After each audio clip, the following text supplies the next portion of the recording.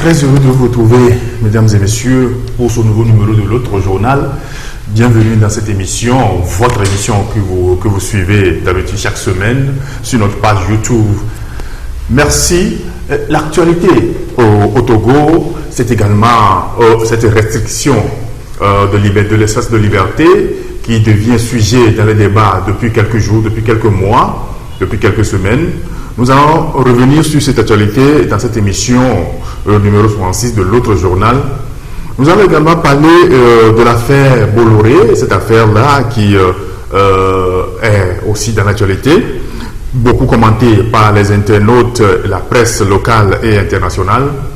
Nous allons aborder aussi le sujet santé avec le Covid-19 face à la désuétude des infrastructures sanitaires au Togo. Nous sommes avec un invité que vous connaissez déjà, c'est un habitué de cette émission. Il s'appelle Monsieur Claude Amegavi. Monsieur Claude Amegavi, bonjour. Bonjour. Bienvenue dans l'émission L'autre journal. Merci. Merci à vous de m'avoir invité. Oui, vous êtes déjà passé plusieurs fois dans cette émission. Absolument. Vous êtes un habitué de l'émission L'autre journal. Oui. Je rappelle que vous êtes le secrétaire chargé à la coordination du Parti des travailleurs. C'est cela même. Voilà. Bienvenue, c'est avec vous que nous allons débattre de tous ces sujets dans cette émission. Avant d'aborder les sujets que nous avons évoqués tout à l'heure, nous allons parler un peu de Petrol Gate. Je ne sais pas si vous êtes au courant, la sortie du ministre en charge des droits de l'homme, Christian Trimois, hier sur une radio de la place, qui disait, qui vilipendait, ou bien jetait en pâture le rapport rendu public par l'inspection générale des finances, un ministre du gouvernement. Pour lui, ce n'est pas le gouvernement qui a commandé ce rapport, et ce rapport est un faux. Alors que son collègue du commerce, ministre Kodjo Atedje, avait confirmé que le gouvernement avait commandité ce rapport sur ce qu'on peut appeler aujourd'hui Petrogate. Comment est-ce que vous apercevez cette sortie de Christian Trimois qui bat en retrait ce rapport de Petrogate? Non, c'est quelque chose d'absolument choquant et d'incroyable. Mais cela, nous l'avions vu venir, puisque le journal L'Alternative avait déjà indiqué que au moment où le rapport était sorti et qu'il avait révélé des aspects de son contenu, eh bien, il indiquait déjà que la tactique des autorités semblerait être de faire en sorte que ce rapport-là soit banni, qu'on commandite avec d'autres cabinets vraisemblablement extérieurs un autre rapport qui ne dirait pas la vérité sur ce qui s'est réellement passé ou sur les malversations réellement commises, et donc qu'on fasse un tour de passe-passe pour mettre hors de cause les personnes qui ont été incriminées par ce rapport ou indexées par ce rapport. Eh bien, nous y sommes. C'est tout simplement ce qu'il faut se dire, à savoir que le montage est grossier, grotesque, mais ce n'est pas quelque chose d'étonnant dans la situation togolaise. Parce que le faux et usage de faux est une donnée permanente de ce gouvernement. On l'a vu dans l'affaire du ministre Tcholiaou. On le voit encore poindre. On l'avait vu dans d'autres faits passés. Par exemple, cette histoire de la CNDH où Kofi absolument, a produit le rapport. Oui. Et il leur a révélé par la suite que c'est l'autre avocat, le sorcier blanc du gouvernement, qui l'a forcé à trafiquer le rapport, et au final, il n'a pas accepté, il est parti, le sieur de Bâche. Eh bien, donc, nous sommes en permanence dans ce climat de manipulation, de tordre le cou à la vérité, mais malheureusement pour ce régime, comme nous le verrons tout à l'heure, eh bien, il y a d'autres institutions, les faits sont têtus, et on arrive toujours à les prendre la main dans le sac. Donc, il ne pourra pas nier que ce rapport est un faux, mais M. Christian Trimois lui-même, comme chacun le sait, a été pris dans des affaires de mœurs dont on ne sait pas très bien comment les choses se sont passées pour qu'ils soient mis hors de cause. Et là également, ça pose le problème de l'instrumentalisation de la justice. Puisque à partir du moment où ce rapport a été rendu public et sur la place publique, tout le monde l'a eu et tout le monde a fait ses commentaires là-dessus et a pu avoir confirmation de ce que les révélations faites par le journal L'Alternative sont avérées, eh bien, la chose étant sur la place publique, on ne peut pas l'effacer comme ça. Et nécessairement, un jour ou l'autre, ils auront à en répondre. Quelle que soit leur volonté de tordre le cou à la vérité, eh bien, ce rapport est déjà rentré dans l'histoire. Et toute tentative de leur part de le traficoter ou d'en faire un autre pour mettre hors de cause ceux qui ont été indexés, eh bien, se retournera contre eux nécessairement. Et ceux qui vont avoir la charge de commettre ce forfait auront également à répondre demain. Ça, c'est tout simplement ce qu'il faut dire sur ce dossier-là, à savoir que les choses ne vont pas en rester ainsi. Vous avez vu le rebondissement qu'il y a eu dans l'affaire du Petrolgate, l'affaire Bolloré, et qui a fait que malgré tout ce qui s'est passé, Bolloré lui-même, ayant vu qu'il a été accablé, a été finalement obligé de se déclarer coupable. Eh bien, de la même manière, demain, mais les gens sont là, les gens ne sont pas morts. Les gens qui ont travaillé sur ce rapport, ils sont là. Demain, ils pourront être entendus. Alors, les gens se comportent, dans le cas d'espèces au Togo, comme s'ils vont rester au pouvoir éternellement, à vie, oui, mourir, comme il y a des morts au pouvoir, mais non. Le monde évolue, les choses changent, et rien n'est dit, et il n'est surtout pas dit. Et nous savons que ça ne se passera pas comme ça, que le régime en place aujourd'hui au Togo va avoir son temps, va avoir sa durée, et ce régime-là va disparaître. Et nous combattons pour qu'il disparaisse, et le plus tôt serait le mieux. Nous y reviendrons tout à l'heure, à savoir que sur le fond, vous savez que nous avons lancé une initiative pour la démission de Faure Gnassingbé, l'actuel président de la République.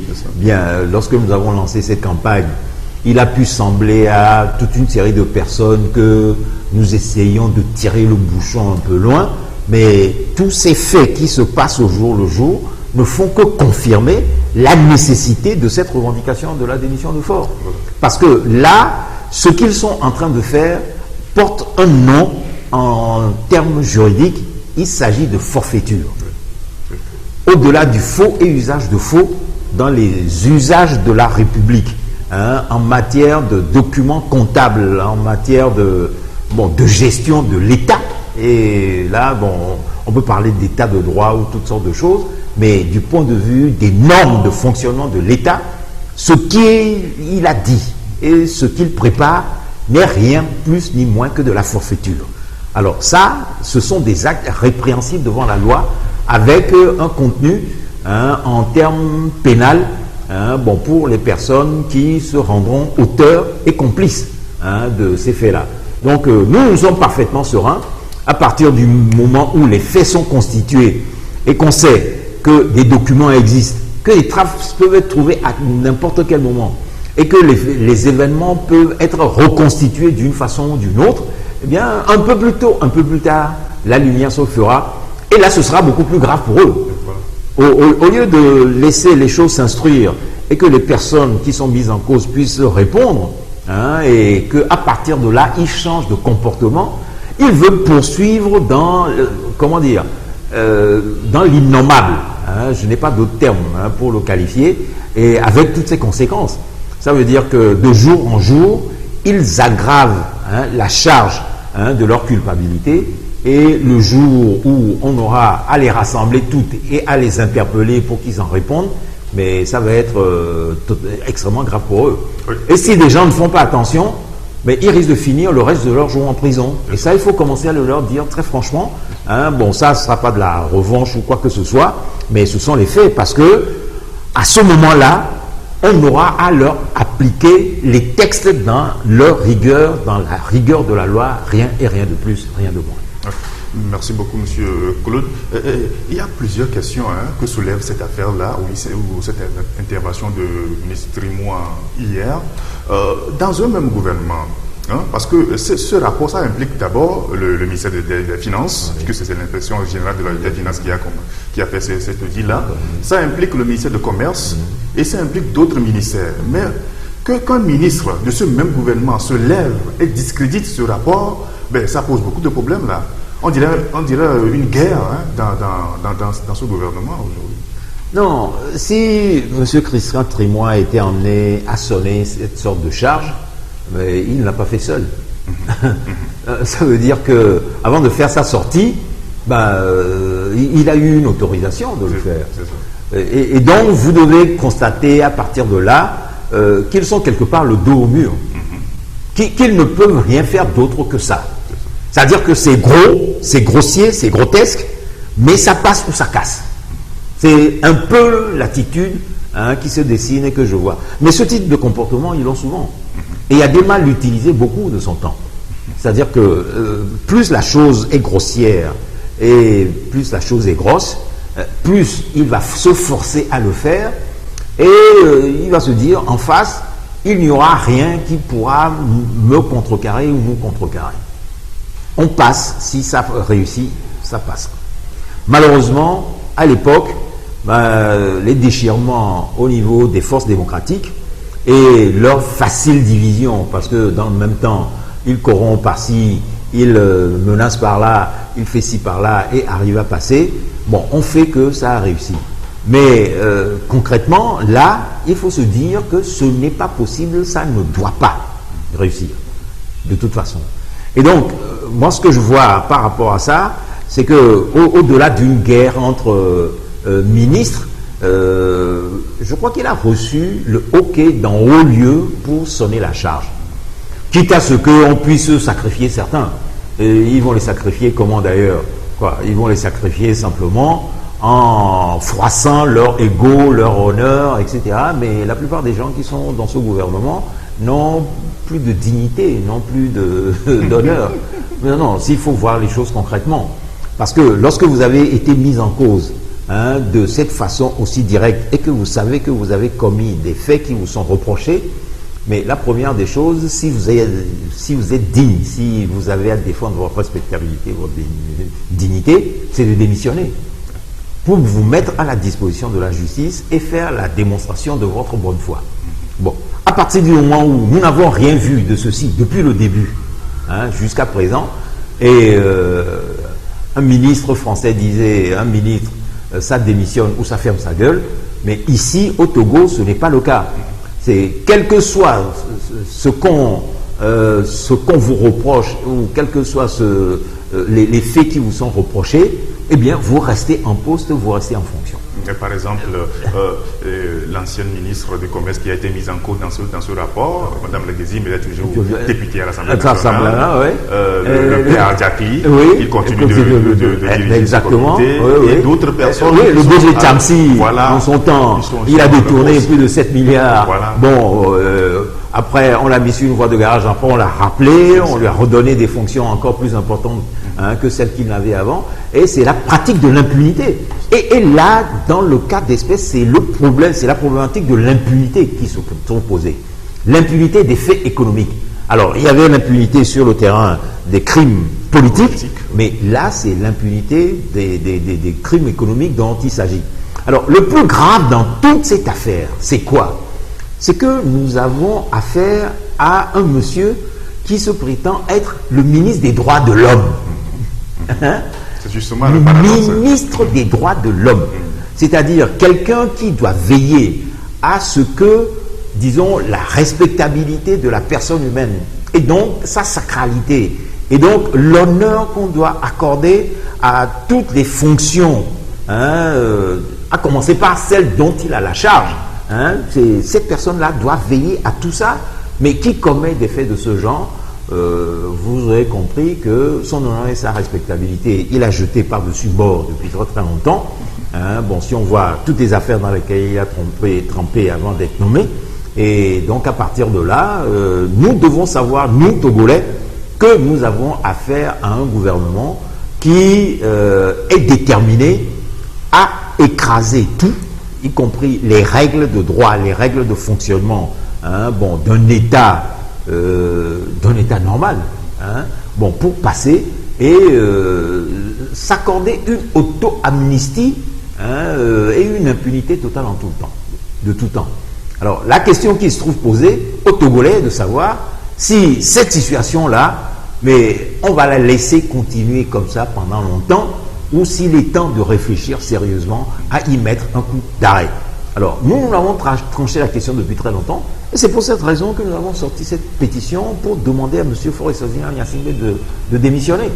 Parce que c'est la meilleure façon pour que eux tous, qui sont mis en cause d'une façon ou d'une autre, par les différents faits, crimes de sang, crimes économiques, puissent se mettre à la disposition de la justice togolaise pour répondre et qu'ils clarifient leur situation vis-à-vis de la gestion, hein, du pouvoir qu'ils ont eu en charge pendant toutes ces longues années, et que le peuple togolais, bon, puisse retrouver ses droits. Voilà, nous allons revenir tout à l'heure dans la deuxième partie sur cette pétition-là. D'une affaire à une autre, Petrolgate, Bolloré Gate. Aujourd'hui, ce qui cristallise l'actualité, c'est cette histoire de cette affaire de Bolloré, qui a plaidé coupable, avoir corrompu le chef de l'État, disons-le, hein, ouvertement. Et aujourd'hui, est-ce qu'on peut dire que Faure-Gnassingbé a trahi le Togo? Mais Faure-Gnassingbé, il a trahi le Togo depuis longtemps. C'est pas maintenant qu'il a trahi. Il a trahi depuis même la manière dont il a procédé pour arriver au pouvoir, ouais.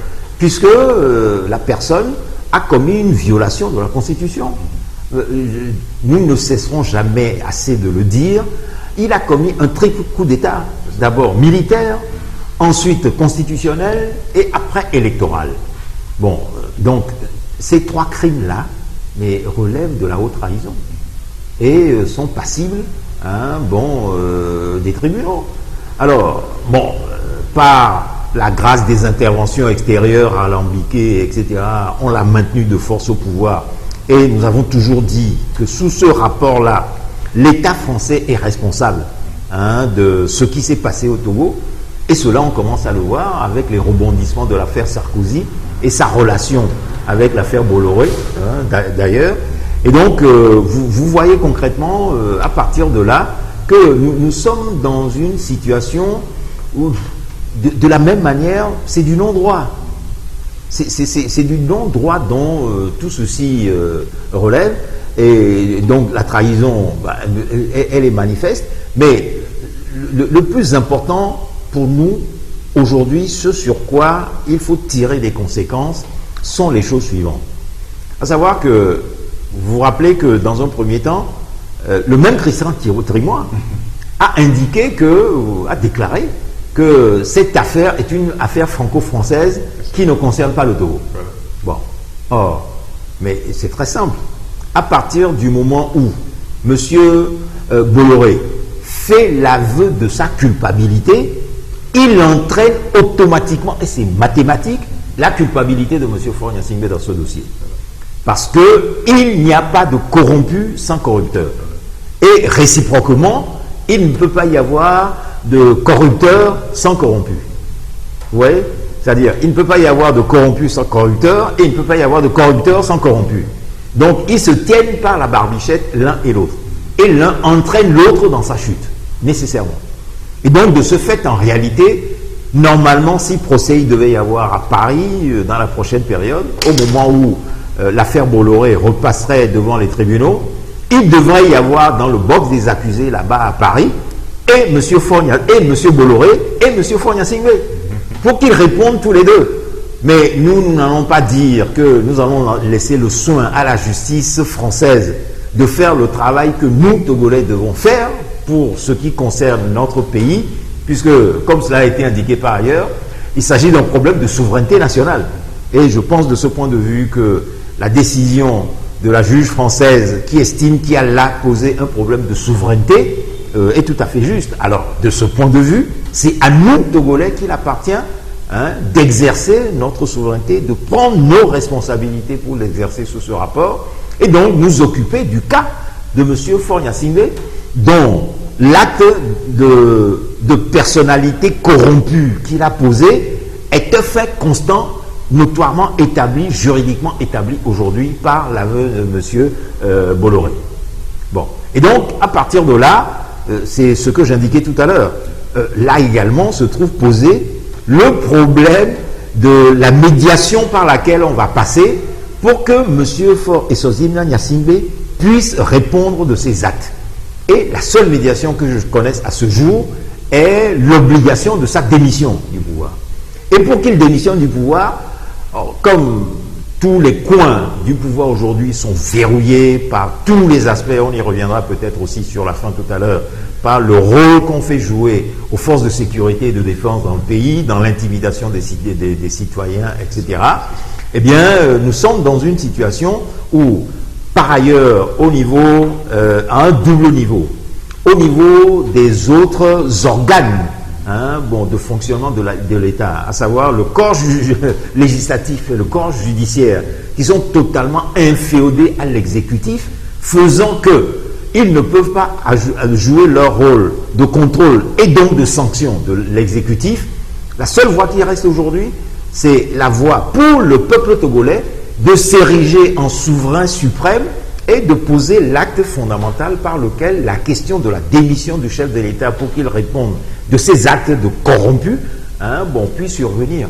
Et ça, c'est quelque chose d'automatique, de lié, et c'est cela qu'il faut expliquer aujourd'hui à tous les citoyens togolais pour les appeler, pour nous appeler à prendre nos responsabilités par rapport à la situation de notre pays aujourd'hui. Et je vais dire donc par là aussi que ceci n'est pas sans rapport avec l'autre aspect sur lequel nous avons eu à intervenir beaucoup dans la dernière période, qui est la question des prisonniers politiques. Puisque vous savez que actuellement nous sommes partie prenante d'une campagne pour la libération de tous les prisonniers politiques du Togo. Et là, vous voyez véritablement le système de 2 poids 2 mesures, qui prévaut à la gestion des affaires publiques dans ce pays. À savoir que vous avez là des gens qui n'ont ni volé, ni tué, ni commis des crimes de quelque nature que ce soit, qui pour des simples revendications de caractère politique, souvent pour des projets de manifestation, d'autres, de simples citoyens qui n'ont rien fait d'autre que d'avoir été présents sur une plateforme WhatsApp où ils participent à des débats avec d'autres Togolais, laquelle plateforme WhatsApp voit des Togolais de tous les pays déverser leur colère, leur frustration contre ce régime.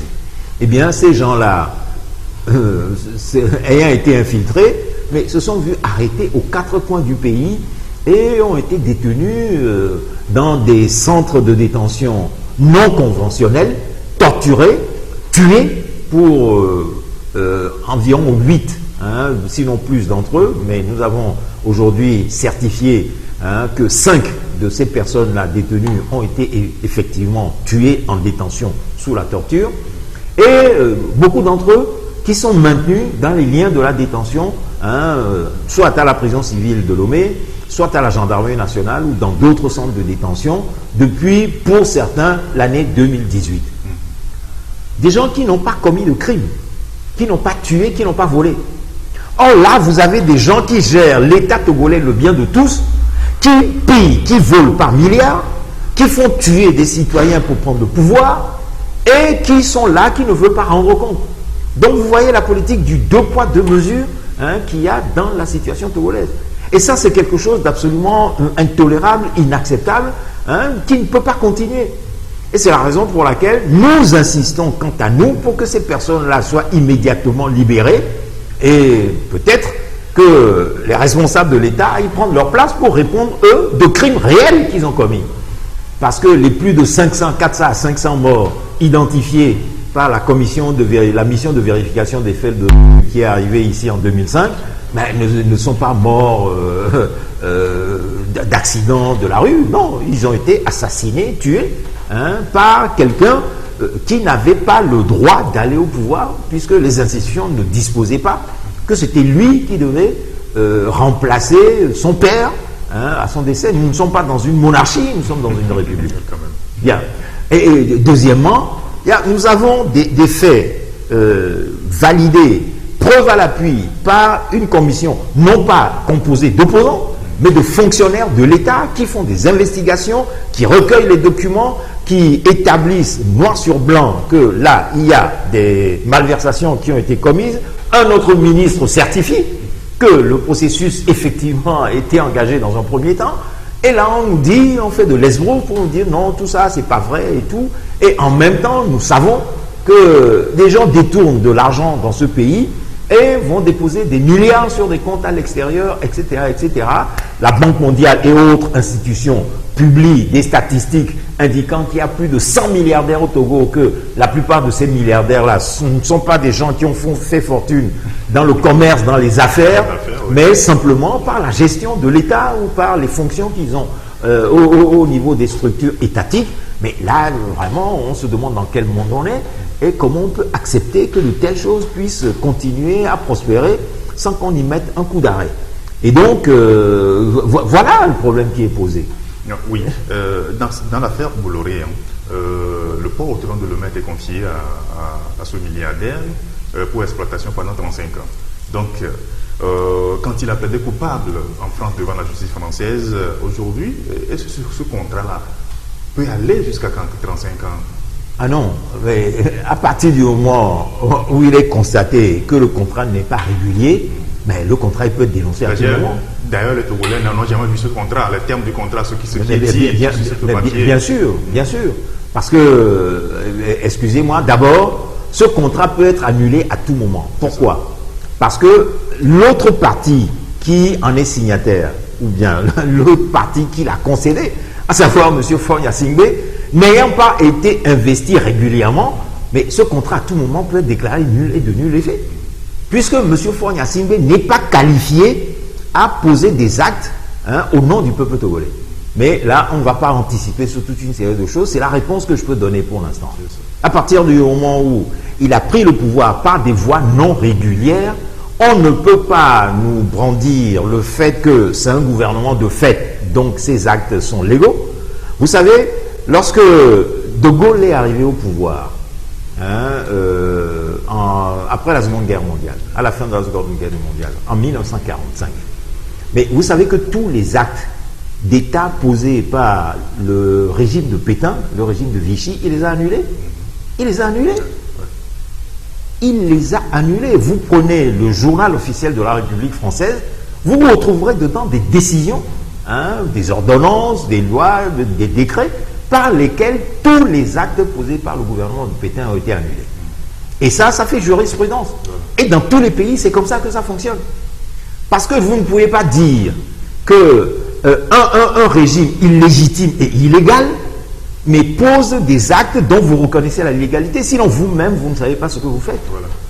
Et donc, naturellement, la première des revendications à poser, en cas de changement démocratique dans ce pays, c'est celui de l'annulation de tous les actes posés par les gouvernements qui se sont succédés jusqu'à présent, et en particulier de celui de M. Faure Gnassingbé. À savoir que tous les contrats qui ont été négociés par lui doivent automatiquement être frappés de nullité. Ça, c'est une clause de droit, mais qui ne se discute même pas. Et donc, soyons tranquilles, et cela peut avoir de graves conséquences sur lesquelles il n'y a pas lieu de revenir pour l'instant, parce que nous n'allons pas vendre la peau de l'ours avant de l'avoir tué, comme on dit, mais à chaque jour suffit sa peine. Posons simplement le fait que les actes qu'il a posés au nom du Togo ne sont pas valides, parce que lui-même, il est illégitime, et que dans le cas d'espèce de l'affaire Bolloré, eh bien, à partir du moment où c'est un acte de corruption, ça n'a aucune valeur juridique et peut être annulé à tout moment. Alors, en dehors de cette sortie de Christian Trémois qui dit que cette affaire est une affaire franco-française, vous comprenez le silence de Faure Gnassingbé, cette accusation grave dont on dit. Son silence face à cette affaire-là. Qu'est-ce que vous voulez qu'il dise? La simple chose qu'il devrait dire pour se tirer d'affaire, mais c'est à avouer qu'il reconnaît les faits. Qu'est-ce que vous voulez qu'il dise d'autre? Puisque le sieur Bolloré, qui est celui à qui il a retrocédé dans les conditions que l'on sait. Le port de Lomé, mais a fait la déclaration majeure, mais sous la pression des faits et sous la pression de la justice, parce que lui, ce qu'il risque là-bas en France, c'est d'aller en prison, lui réellement. C'est ça qui l'a emmené à faire cette déclaration. Cette entente à l'amiable pour ne pas aller en prison. Sauf que une fois qu'il a fait la déclaration pour ne pas aller en prison, vu la gravité des faits, parce que moi j'ai suivi, comme d'autres, des interviews des juges qui ont dit que généralement, des personnes qui commettent des malversations ou des actes de corruption de ce genre-là n'avouent jamais, jamais, au grand jamais, et qu'ils ont assisté à ce fait extraordinaire que pour une fois, il a avoué, il a fait cet aveu, et pour ne pas aller en prison. Et donc par la suite, ils ont décidé que non, les faits étaient beaucoup trop graves pour qu'on transige avec lui, qu'on lui demande simplement de payer une amende pour ne pas aller en prison. Et donc ce que le sieur Bolloré, lui, risque aujourd'hui, c'est d'aller faire un séjour en prison, comme le sieur Sarkozy d'ailleurs, dans l'affaire Big Malion. Et donc à partir de là, nous sommes au carrefour de beaucoup de choses. Et donc dans ces conditions, Bolloré ne pouvait pas faire autrement. Faure également, il ne peut rien dire d'autre, puisque la simple implication ou tout ce qu'il pourrait dire dans ces conditions se retournerait contre lui. Et alors, il n'y a pas encore cette situation au nom de la souveraineté des États qui ferait que on verrait une escouade de militaires ou de policiers français débarquant à Lomé, venant se saisir de M. Faure-Gnassingbé et l'emmener à Paris pour le présenter aux côtés de M. Bolloré pour qu'il soit jugé par la justice française. Bon, ce travail-là, c'est à nous, Togolais, de le faire, c'est aux États de prendre leurs responsabilités. Ceci ne pouvant pas advenir, eh bien, M. Faure-Gnassingbé, là où il est, pour l'instant, il faut le dire, il n'est pas tranquille, il n'est pas rassuré. Parce qu'il sait que cette affaire l'éclabousse de la tête jusqu'aux pieds et qu'il baigne dedans, que ça le prend totalement et qu'il ne peut rien faire, qu'il ne peut rien dire. Et donc, comme lui-même il a l'habitude de le dire, je n'aime pas beaucoup parler en Mina, comme il a l'habitude de le dire. Donc, le silence pour lui est, je pense, la meilleure façon. Oui. Ensuite, il envoie ses seconds couteaux, le défendre. Pour qu'il se cache derrière ce flou qu'ils sont en train de mettre de l'avant pour se couvrir, mais c'est aux Togolais de faire en sorte que ceci ne marche pas. Okay. Merci, Monsieur Claude. Nous allons observer une petite pause et nous allons revenir après.